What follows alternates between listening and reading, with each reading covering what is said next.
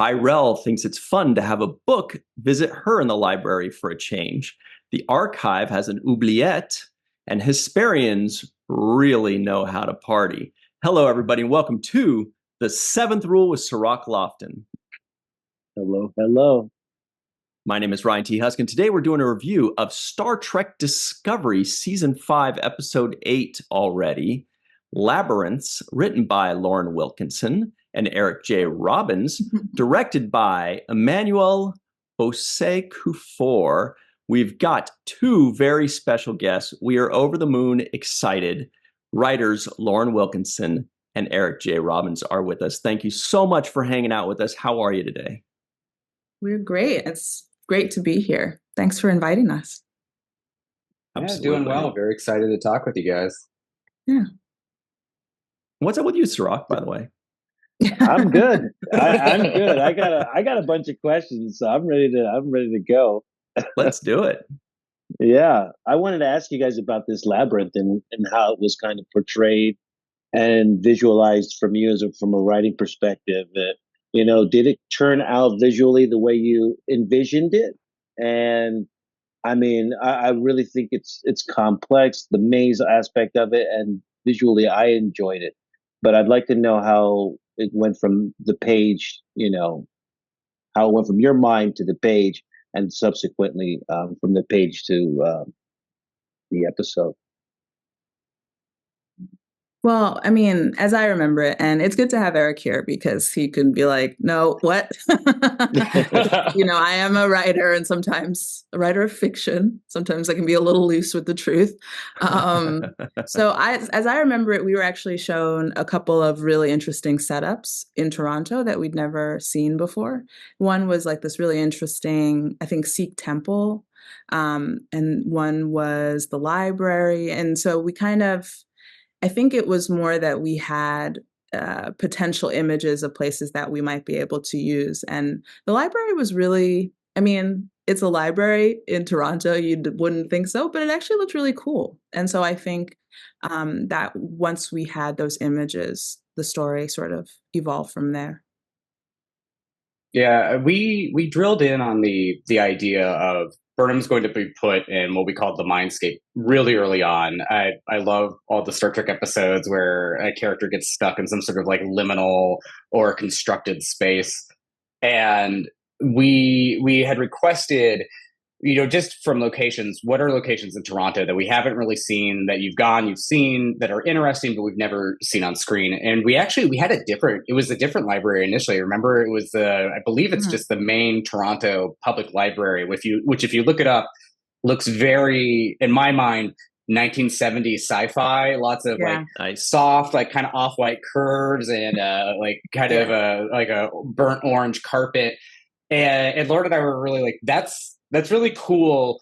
I think one of the reasons we ended up at the location we did, which was a different library, which I believe is a rare book library in Toronto, and we were the first show to ever shoot in it, was there was definitely, I think the 70s aspect of the library appealed to me, but I could see in the style of our show, it may have been a challenge. It may have ended up being a lot more visual effects work to make it look sci-fi than we wanted. But then Locations goes, hey, wait a minute.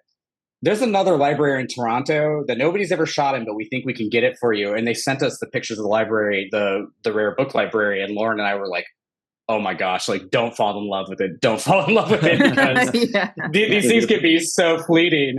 And I remember Michelle Paradise, our showrunner, came back and she goes, we got it. She's like, you guys have that library. And obviously there's as we get into it, we'll tell you a little bit more. We had to build some sets too. For a lot of the bookshelf stuff that we did is a mixture of practical location and shelves that we built that we could make modifications to.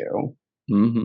Actually, I would love to get into that because I was hoping to talk about this library, and Cirroc beat me to it. First of all, locations people, unsung heroes. I just want to give a shout out to the people that work locations. They're telling a story. True. When they're finding something, they're interpreting your story and they're also telling their own.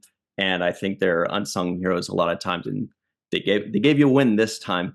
Can you tell us a bit more about this library? Because I was trying to figure out, like, it's obviously there's more to this. Like, there's no way that this library that you found is that big and that many levels and so much. So what did they add, or did you walk through the locations? Are you aware of what was added exactly? I have somewhat of an idea. Lauren, do you remember what we built and what was practical? No, So not the Can I just preface this as I was 8 months pregnant at the time, so my head was somewhere else. Definitely. But yeah. And So. this was And I've got a tough question nut to for you for crack. that too. Yeah, I've got a question for you. That may explain some of the emotional stuff that I felt like I saw in this episode, because there was a lot of emotional stuff, and after we finish with the library stuff, but I want to know about that, some of that emotional stuff that you went into with Burnham's character. It felt like she really did like a deep dive on herself in this episode. Part of the labyrinth was her own psyche, and I really like to get into like how that was a challenge for you, of because I felt emotional watching it.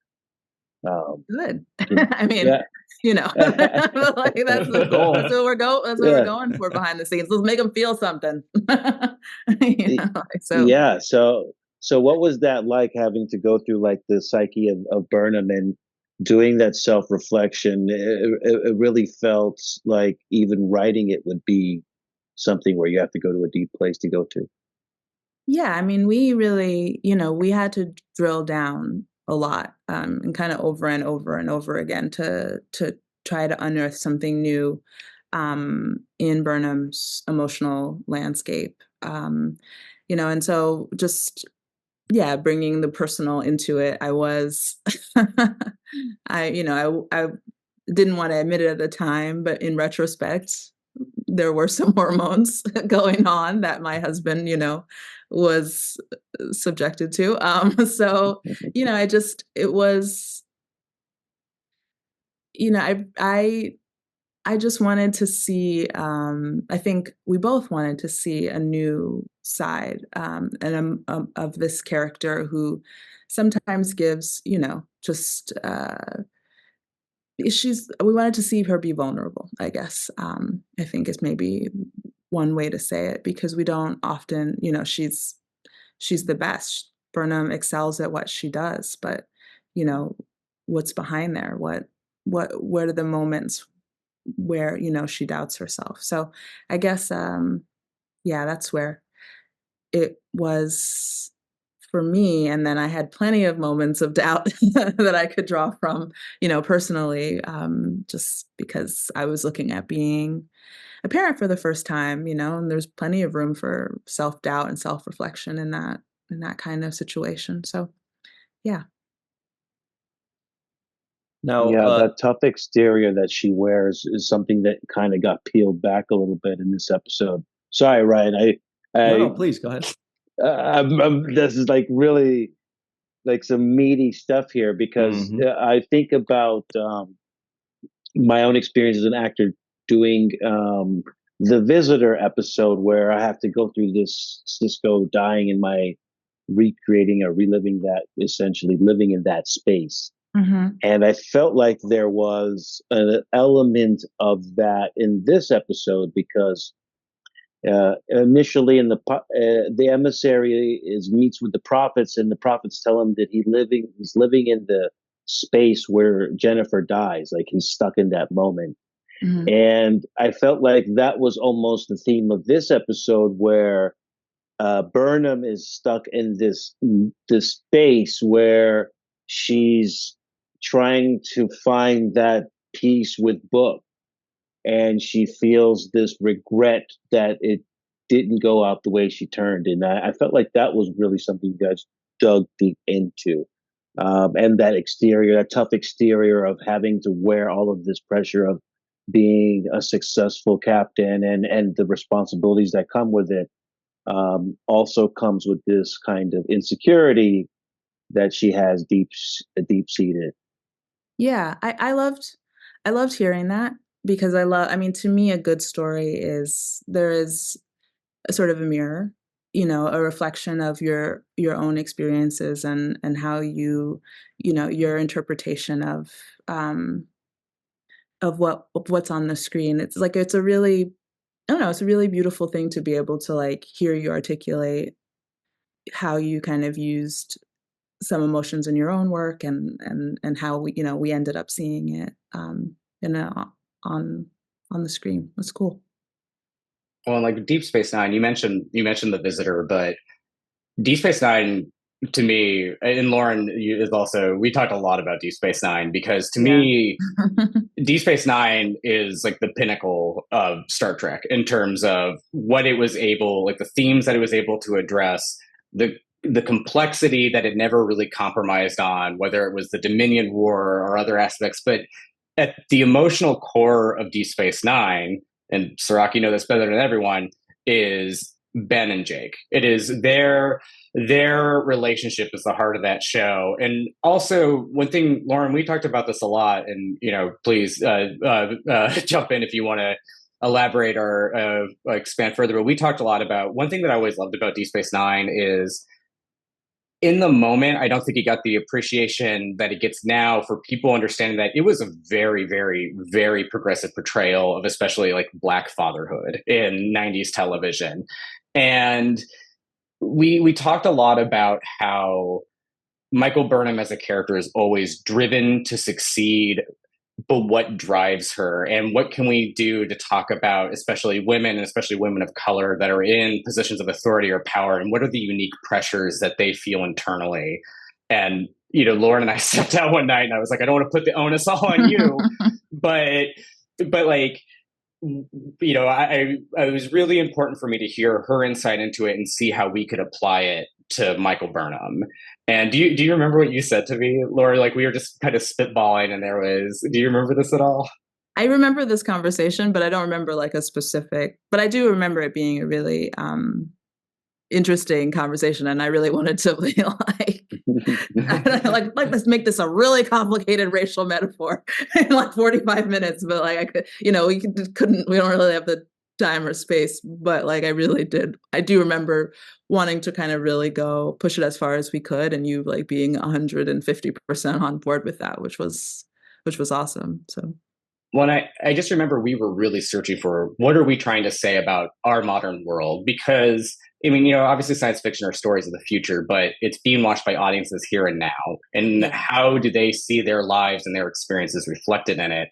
And to paraphrase Lauren, I remember you just like, we were really beating our heads against the wall. It was like late too. I regularly recall we stayed on after the room and we were just talking, and you said something about when you're in a room and it's predominantly white, like especially white men that you're working with, you are so aware of your performance and fears that your performance could be used to take away opportunities from other people that maybe don't get an opportunity to sit in the chair that you get to sit in. And I remember you said that, and we both just stopped and looked at each other, and we were like, oh my God, that's it. Like, there's a pressure that Burnham puts on herself because she has an internal worry that both she worries that she can't measure up to her own whatever her like rubric for success is, but also that if she fails, it could be used to deny other people. Now, in the Star Trek universe, it's I think it's more than just beyond race or gender. I think but we don't live in the Star Trek universe. We live in our universe, and it was really important for us to find how to get into that ballpark. And I remember too, when we sent the first document for the episode to Sonequa, the note we got back was she got it immediately, and we were both just like, okay, this is a really fertile road to go down. I feel like Sonequa is such a great lead for just because like she understood exactly what we were trying to get at just based on her own experience. It resonated with her, but B, she's just so like supportive. And I not accuse, but I had some suspicions that they had a Black female writer in the room. Took 5 seasons, but I know that Sonequa helped open that door for me. And I sort of was like, asked it as a statement. She was like, didn't want to, say, because she's a modest, lovely person, but I believe that is true. And I think that is how a great example of how you can kind of use your power. It's the opposite of the fear I was articulating, right? Of being like, I'm the only one here, so, they're going to shut the door behind me. She's like, no, puts her foot in the door, keeps it open a crack for somebody else to come in. And, I feel like that's a great model, and I try to do that as well. So, I just really, she's great. I can't say enough good things about her. We can't say enough good things about her, because on screen she is such a good lead for the show and a great actor in general. But I also want to say that your truth rang through in the dialogue and the performance, in the subtext of what you were talking about. And I believe that that's what made it feel authentic to me. And like where she says, she's having difficulty trying to prove that she deserves to be there. I think those are kinds of things that are wrestled with in people that are representatives in our community and places where we're not highly, high numbers. So we feel that kind of responsibility to show that we deserve to be there, and and that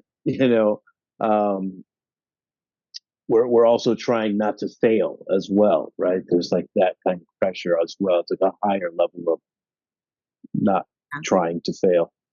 Yeah, because it feels like if it's a success, this one success, but if it's a failure, it's like we've all right. If Jackie Robinson is not successful, it's not that his family he lets down, and it's not just his people in his community he lets down, right? It's like it's a failure on a bigger scale, so it's such more riding on it. But that's what I thought was very great about the story. I'm glad that you made that kind of underlying message, because there was her wrestling through what it was to solve this riddle, right? And the kind of conversation with Book. And by the way, her and Book, I think, are the highlights of this show. Like, their chemistry is what I really enjoy the most about this show. I always say that it's a love story between them, and that's what I feel like this show encapsulates, essentially, is this love story between them. I'm so glad to hear you say that. Yeah. I'm sorry. No, but I was just gonna say you used Malin Locke's character to also highlight that. But go ahead. Yes. Oh, I was just gonna say what's really funny about Book, who was played by David Ajala, is I joined the show in season 3. That was my first season, and I was the writer's PA. I was literally like the lowest ranked assistant on the first season I joined the show. But we knew we wanted to have a character. We knew that we were going to call like the Burnham love interest, and we had the name Book pretty early on. And I remember seeing a list from casting, and I had just finished a show called Falling Water, which was on USA, and one of our leads was David Ajala. And I thought, he was one of those guys I was just seeing dailies. I was like, this guy's really good. Like, this guy's really good, and I would love to see him in something else. And I remember Michelle came in and she said, like, we have a list from casting. We have some names, and I just want to see if anybody has any names they want to add to it. And I'm sitting there thinking, like, is it presumptuous for the assistant to be like, this guy would be really good. I think he'd be a good fit. And I was like, it's like, you know what? I'm gonna look at the list. And literally, like, we had a list of actors, and David's name was like the last name on the list. Because I'm reading, I'm like looking for him, and I'm not seeing him. I'm like, okay, maybe I'll say something. And I see the last name is David Ajala, and I was just like, I was so confident that it was gonna be him, because I could just see it. And sure enough, I think, when Michelle and Alex saw him read, and when they started to see them together, I told him this story. I was just like, you have no idea how happy I am to see you on the show, because from day one, I always believed that you should be this character. And it was kind of, I had nothing to do with the casting. It was just serendipitous. And I'm happy to hear you have such a strong reaction to them after these 3 seasons, because they like the scene. They like the scene on fire when they're together. They really have a great chemistry. They've become very good friends. And I think it's reflected in their performances. And let me add to that really quickly, because I feel like I'm hogging all the time, Ryan. I apologize. Not at all. But I love the fact that the scene is performed. The library scene is performed in a way in which she's not talking to him as if he's Book, right? She's opening herself up to him and really being vulnerable. But it's not like she's saying "I love you," or it's like it's not book in front of her, and so I thought that was also just a clever way for them to have a face to face without having a face to face. It's just a wonderful tool. But I was going to talk about the Breen. I know I don't want to hog it all up with the Burnham and how amazing she is, but I want to talk to you a little bit about the Breen. You're giving us more and more, the most we've seen inside of the Breen empire world, and the world building that goes inside of that, right? Because this is a homogenous society essentially that we know of, and now for the first time we're getting another person kind of get a glimpse of their world. Tell us about that journey, about creating that storyline. Eric, I really feel like you should answer. Like, you're a big, like, Breen, or big Breen, Breen head. It's funny, like, to get a little into how the sausage is made. I think, like, when we divvied up, we both did passes on all the scenes, but when we split up the work, Lauren really took a lot of the mindscape and so much of that, and all the emotion and the beautiful performances that got built upon that was all from the foundation that she laid down and really, really refined and worked on really hard. I kept telling her, I was like, you've got the hard stuff. I just got to make people fight the Breen, like spaceships shooting at each other and sci-fi people blast at each other. I can write that with my eyes closed. So that was kind of how we divided a lot of the initial passes. So a lot of the stuff on the Breen ship, what was important for me was showing that Mal is in a very precarious position.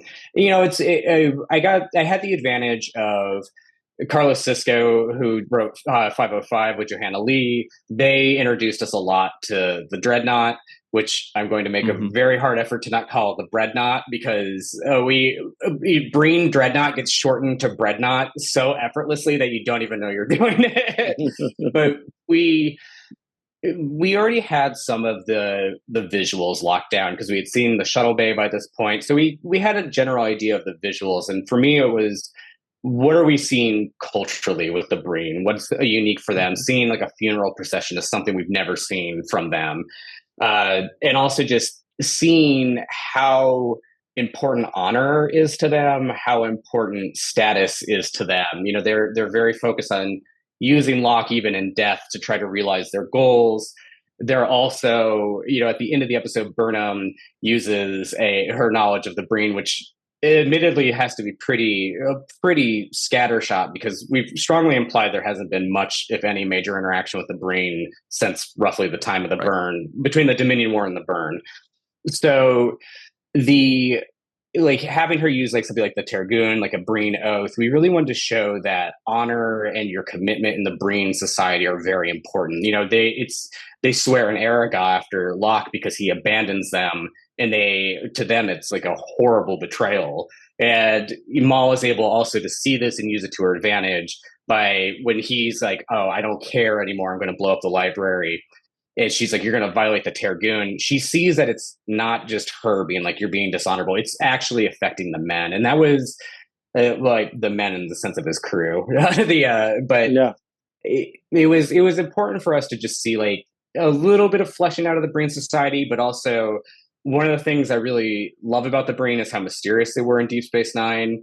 We debated a lot about what Breen society looks like. We had so many pitches on the board about what's under the helmet, how do they work? Are they like kind of, it ranged from, are they kind of fascist Mandalorians and maybe they're not all the same species, to, where we ended up with the two formed, like as they've been affectionately called now, the Jelly Breen.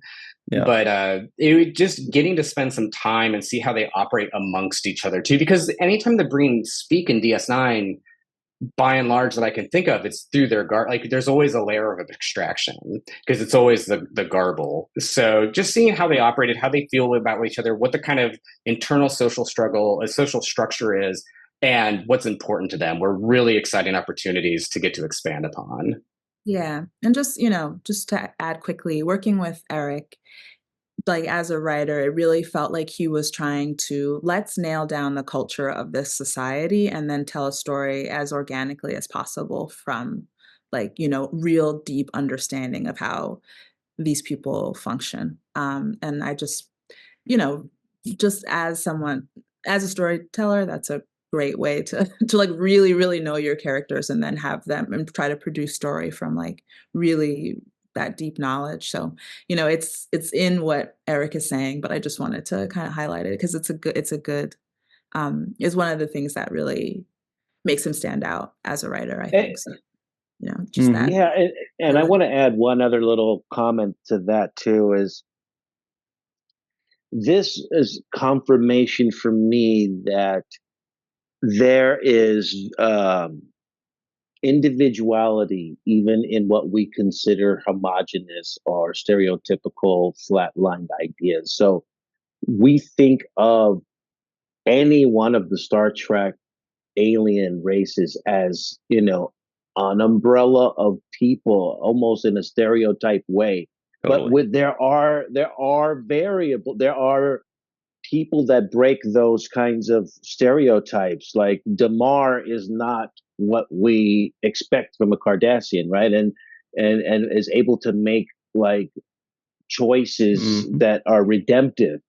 And we see that amongst other races inside of different alien races inside of the Star Trek. And I think this is also proves true here with the Breen. You would think, oh, all the Breen are murderers and they're all cool with destroying every, artifact inside of this holy sanctuary of the library.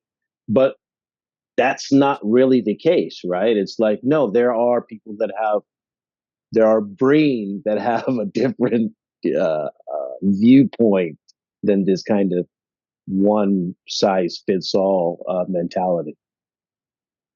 I think you really touched on, for me, why Deep Space Nine is such a strong show, because it starts from a position of species and cultures as monoliths and really starts to show you that that's not true.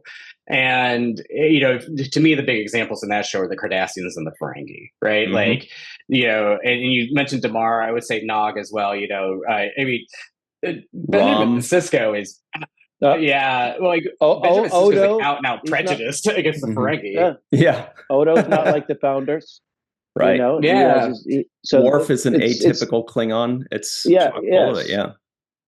Yeah. A phrase that was said a lot in the room, and a lot of us beat this drum, but it was always that cultures are not monolith and species aren't monolithic. And that was very helpful for us because we told stories in previous seasons. We argue Unification 3 when we revealed that the Romulans and the Vulcans have both come back together, but also there is essentially, we call them Romulo-Vulcans, but what Navarre was showing is the Vulcans and the Romulans were not as rigidly iconoclastic as we thought. And I think getting to do that with the Breen was exciting. And it's also, we just had the advantage too of the Breen. There had only been in 11 episodes of Star Trek before we, I think 12 by the time we aired, because Lower Decks had them in an episode. But, one of the advantages of having a species that was so undefined is you can kind of explore what makes them different. Now, the danger of always starting to add definition to an undefined species is you take away some of the mystery.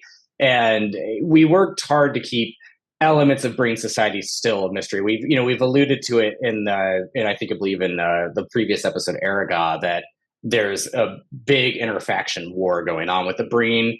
And, I think getting to show that they were not all just united behind one leader, all on board with we always just jokingly called them space fascists, but there is a nuance to them. And adding one of the characters that really kind of emerged in this episode and then that got ported kind of back into 7 and continues through the rest of the season is the Breen Lieutenant Arisar, who ends up backing up Maul when she kills Rune.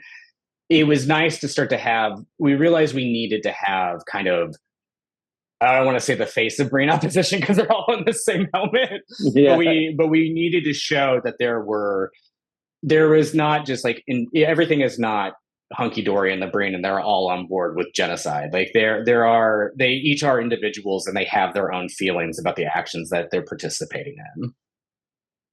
Well, I think this episode explored their culture more than any other episode.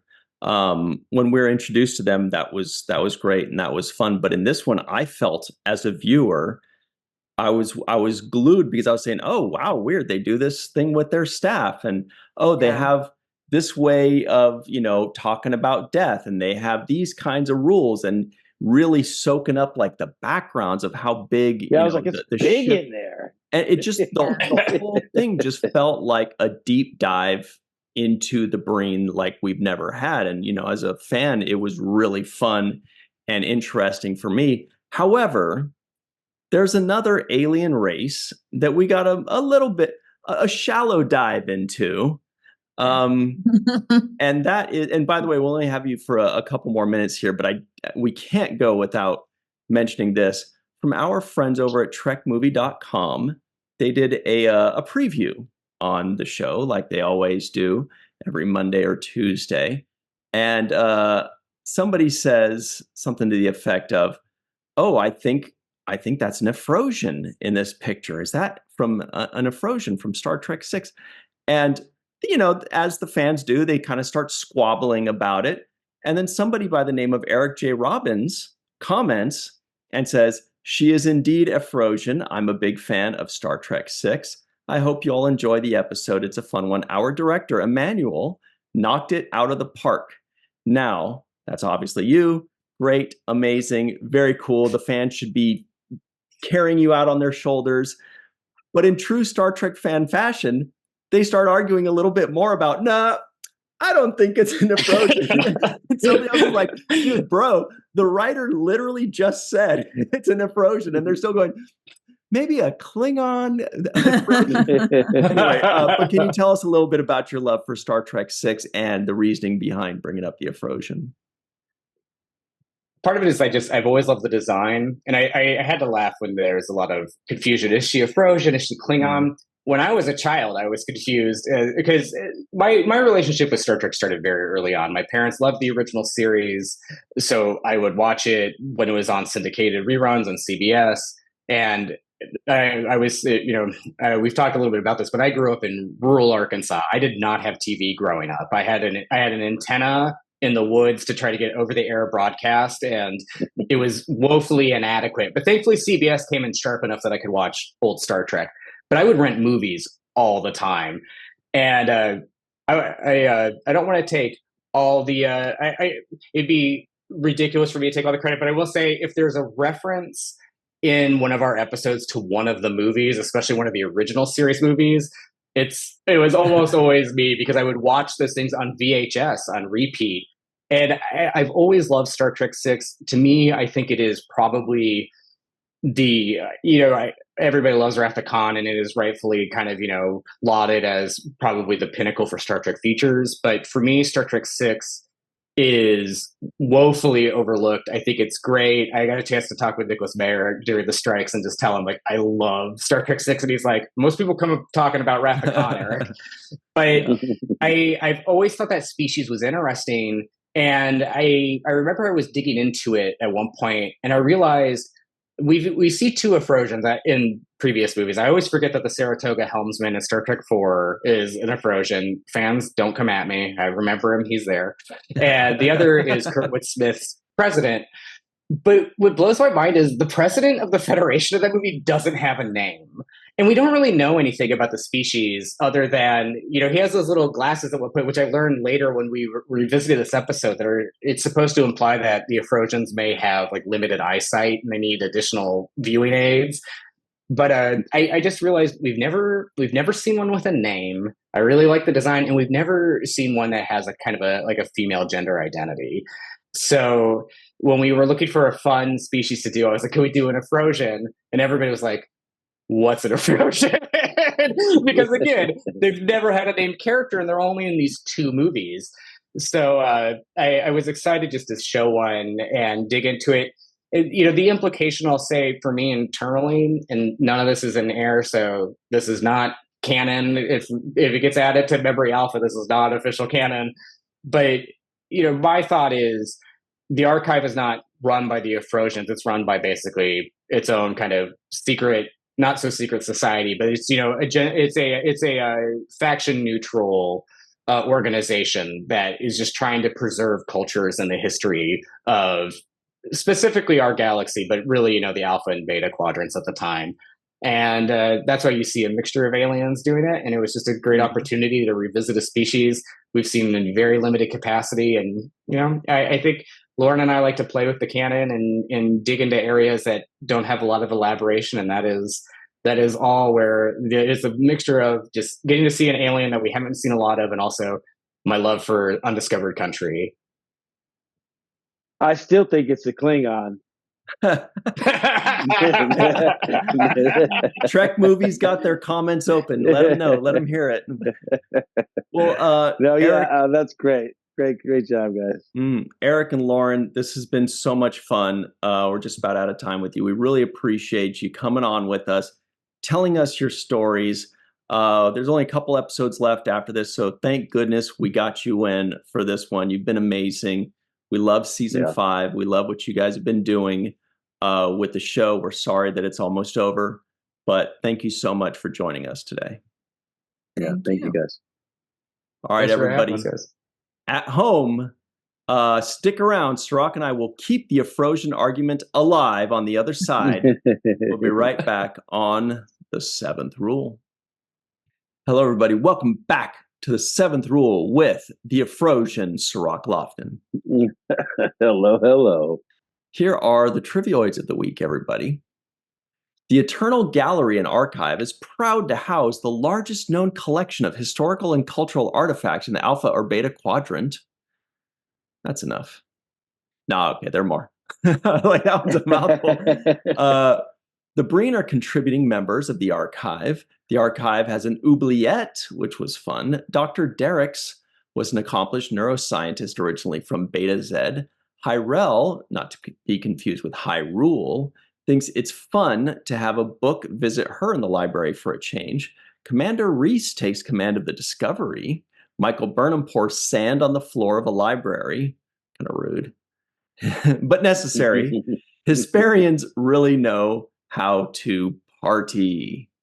All right, so yeah, a lot of fun things. Oubliette basically is a dungeon, but it's cute. It's French. Oubli means to forget, so an oubliette is something that they like forget about them. You drop them down in there and you forget about them forever. Forget about it. And Eric Robbins, after we were done recording, everybody, he did tell us that the library had 3 or 4 different levels, and so that's what they were kind of able to work with. But then they would just increase, that up and down. But that's what kind of created that feeling of having like 10 levels or whatever it was. Really cool. Anyway. Yeah. So, Cirroc, Labyrinths, huh? Yes, Labyrinths. I was going to say Hesperians know how to party because they're hysterical. 6.5. Thank you. I'll take it. Very good. Yeah, so there were a lot of things in this episode. We covered a lot of it. It was Lieutenant Arasar, I think, was the Breen. It was interesting that we got to learn more about the Breen. Like I mentioned, how they acted, what they did, their weaponry, the way they talk. There were a couple non-appearance mentions I caught. There was a non-appearance mention for Janal. There was a non-appearance mention for Locke, actually. And so, Cirroc, when you're watching this and you're watching the Breen for the first time, are you watching it like a proud papa, kind of like, we made the Breen? These are our guys, and look how far they've come? Or do you feel like you're just kind of being taken away like a fan? Because I know how I feel as a fan. I do. I don't feel like we made these guys. No, I feel like it's a continuation of the story. It's fun to see them expanded upon. There were elements of my preconceived notions of the Breen that are being torn down. So I I perceived the Breen to be, in my mind, like the Borg. So there was this hive mind collectiveness that I thought they adhered to. And that was just my bias based on the machinery, and me making parallels between the roboticsness of it and, and the Borg. So I had made these kind of judgments in my mind, like, oh, the Breen all think the same way. Oh, they all have the same frequency they're tuned into. They may communicate without to each other without even making sounds. So there were certain things that I was thinking about the Breen that I had no idea really what. I just fill in the blank with my own imagination, and so they're actually removing some of those fill in the blank moments that I have and placing them with actual canon. One of them in which we discussed about how they all think differently, and there is no hive mind necessarily per se. That there's actually a leadership structure, more so like a North Korea or something like that. They all have a leadership structure, right? This Locke was the emperor or the royal family, and they had the generals and this fighting factions, and so it gives me a different perspective about how their society is structured, essentially. Yeah, and I was loving the conversation about the character that's the exception to the rule of their culture. Star Trek is very well known for doing that. I mean, that's what makes the character interesting. You create this race, this culture, and then you get the exception. Like look at Rom, right? Totally not a Ferengi. Look at Nog, right? As Eric mentioned, he went a completely different direction than most Ferengi. You always get like the first to do something. Worf, I forgot who it was. There was a character that's talking to Worf and is like, "You don't act like most Klingons. Most Klingons are laughing, they're drunk, they're partying. Worf is a powder. He's always like, I do not understand why, whatever." And so you get all of these kinds of exceptions to the rule. You mentioned Damar, and it's really interesting because now we had that again with Locke, and it helps to explain their culture more in how they react to the person that does not embrace the culture, the one that goes against the grain. You learn about that character and you learn about their culture. And I think this was another great example of that. I don't know enough about Afrosians to comment on this lady, but she was amazing, by the way. She was a lot of fun to watch. I don't know who she is, but man, I actually really enjoyed her performance. I did too. I don't know who she was. She played, I thought, a good balance of we're not taking any sides over here. It's like, hey, we're just here for knowledge and information storage. We don't take sides. We're not, we don't want any problems. We're not equipped for any kinds of, if you really want to be here, you have to be here for seeking knowledge. So it kind of reminded me of the legend of the Alexandria library that was burned down. Yeah. I don't know how long ago, but I felt like, oh, this would be like the repository of knowledge. This is where an intergalactic Alexandria library, essentially, and the custodians of it being essentially what Switzerland is today, as far as this neutral party, right? So all of those themes were very easy for me to get because they exist in some type of way, either in our historical past or currently, in the case of Switzerland, acting as a, neutral party. Yeah, and that's a good way for them to do it too, because if you think about it, if they weren't like that, then the Breen wouldn't contribute to the archives. They know that, hey, if they're taking one side or the other or whatever's going on, then they're only going to be getting half the information or a quarter of the information or whatever. So they almost by rule, like as a library, as an archive of information, they almost have to be completely and fervently neutral. Otherwise, they're just not going to be, they're not going to have access to all the information. That was a really smart move by the writers to conceptualize that. Yeah. Not sure about, and I'm sure this is part of a debate that exists to this day about the idea of giving Book the last Quajon book that they had in existence, right? It was like Roots or something, yeah.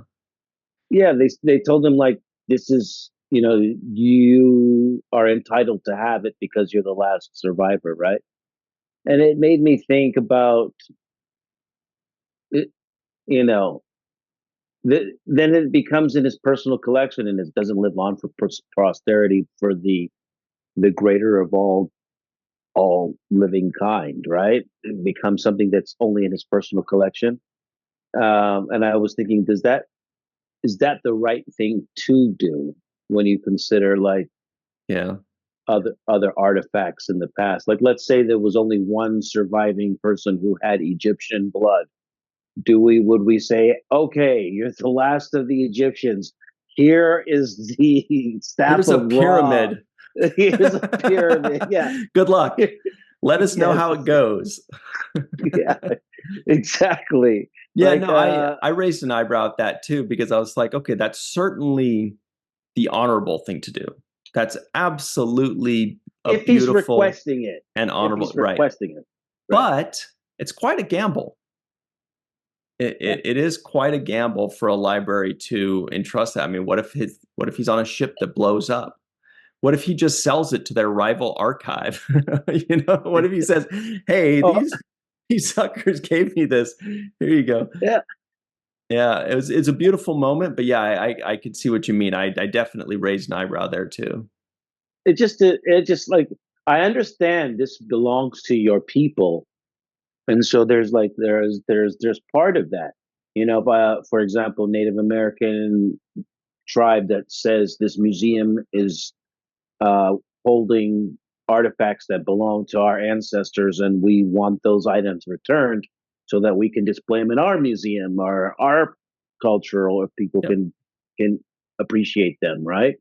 Yeah, I get the argument there, but in this day and age, at this time in the future, and him being the last surviving member, essentially, I would think there's better ways to have that be in his possession. For example, replica. They could replicate it and say, "Here, this is the last one, and we're going to make a copy of it. You'll have the only other copy in existence," or something to that effect. Yeah, I was thinking it, and hear me out on this, by the way. Annual pass. He gets an annual pass to visit his root. Maybe for like 3 years. I mean, that's a good for him and a friend. I mean, you can't beat that. That's a deal. Discount, at least a discount. I mean, at least 50% off. Discount code visit. Last Quajon. That's mean. That is mean. But I just thought it was like, he just like, oh, it's going to be in his pocket. I just didn't. I wasn't super thrilled about that idea. Her name is Hyrel. Yeah, the woman. I loved her performance again. She just seemed really like a librarian, like, just like, these are the rules. And what was funny was the intro of her coming on saying, these are the rules and this is what to expect. It reminded me of the video they play when you go on an airplane about the safety rules and regulations. Like, the air mask will drop, and make sure you put it on first before you put on another one. And right. In the event of an emergency, there's a life vest under your seat. And, it also reminded me of when you go on a roller coaster ride, and there's those, as you're walking up, there's these kinds of prompts about what to expect on the ride. So all of those kind of flash back in my head when I was watching her perform her scene about, on her introduction to the Discovery. Her name is Elena Huatco, Juatco, Huatco. the lady that played that, and she's got quite an extensive IMDb page, quite the extensive career already, starting in 2008. But yeah, it was clear that, you know, why they chose her. She nailed it. She was great. She was fun. She was interesting.